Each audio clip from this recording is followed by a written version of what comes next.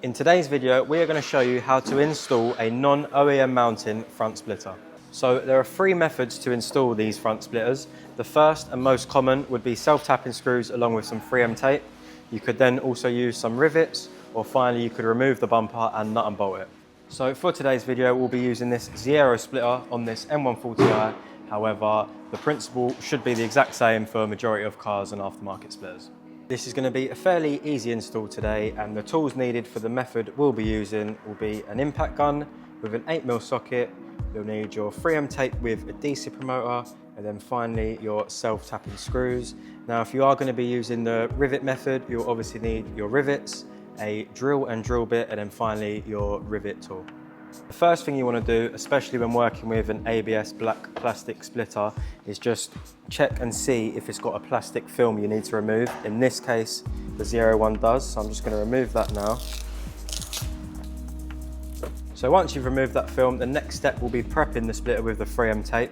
Now on this splitter, the surface area in the middle isn't that big, so we'll only be using the 3M tape on the corner pieces, which I'll show you now.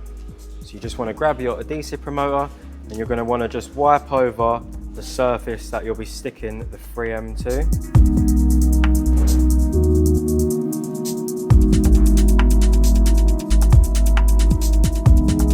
Once you've prepped the splitter with the adhesive wipe, you want to grab your 3M tape and just run a clean line along the front edge of the splitter, making sure you don't go too forward so it's not visible once the splitter is on the car.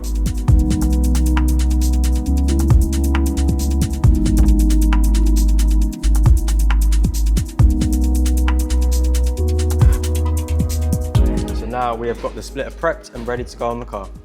So for this video, we've got the car on the ramp just to make it a bit easier to show you guys, but if you are doing this at home, you can get away with doing it with just a pair of jacks and some axle stands.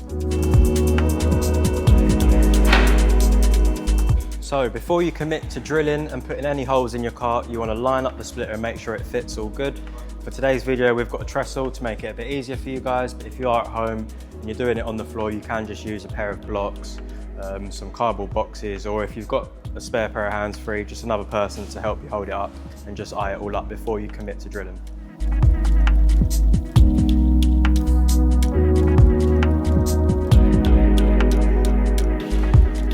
So once you're happy that the splitter lines up all fine, you want to now grab your adhesive promoter and you'll be prepping the bumper, same as you did with the splitter, just along the edge where the 3M tape will be touching.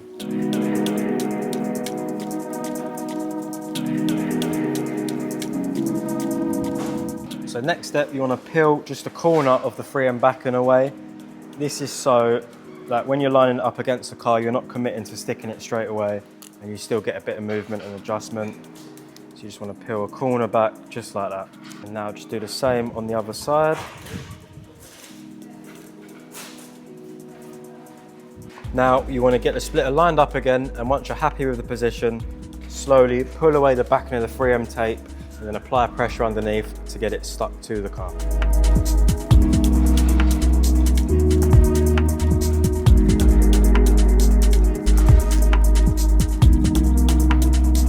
So now you have the splitter secured with the 3M tape. There are a few methods to now get it fastened to the car. The first being self-tappers, which is what we'll be doing today. The second being rivets, which will be a similar process. And then finally, the most secure method would be nut and bolting it, which is where you would now want to remove your bumper to get it nut and bolted onto the car. So we've just raised the car all the way up to make it a bit easier to show you the holes. And at this point, if you were using self-tappers, you'd want to grab some sort of impact gun with an 8mm socket and then your self-tapping screws. And I'll show you now how to screw these in. But at this point, you want to just visually work out where you can drill the screws into without them being visible on the other side.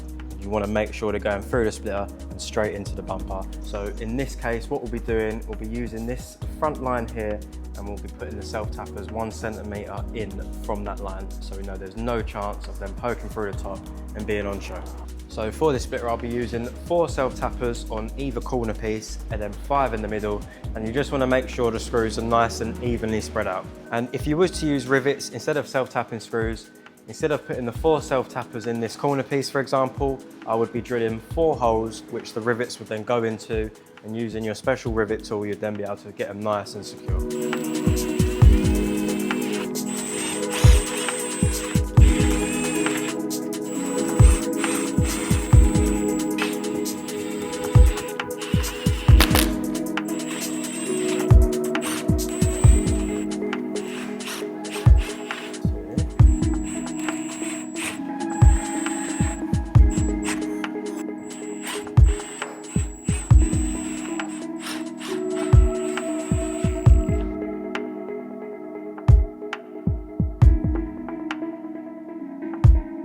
So that is the splitter nice and secured now. If you do take your car on track and do a lot of high speed driving, that is when we would recommend using rivets or nut and bolting. However, if you just daily drive your car and don't do too much high speed driving, then the 3M tape and self-tappers will be more than secure enough. We stock a wide range of splitters for all different cars. If you need any help with your installation or would like us to install it for you, please drop a member of the team a message and we'll be happy to help.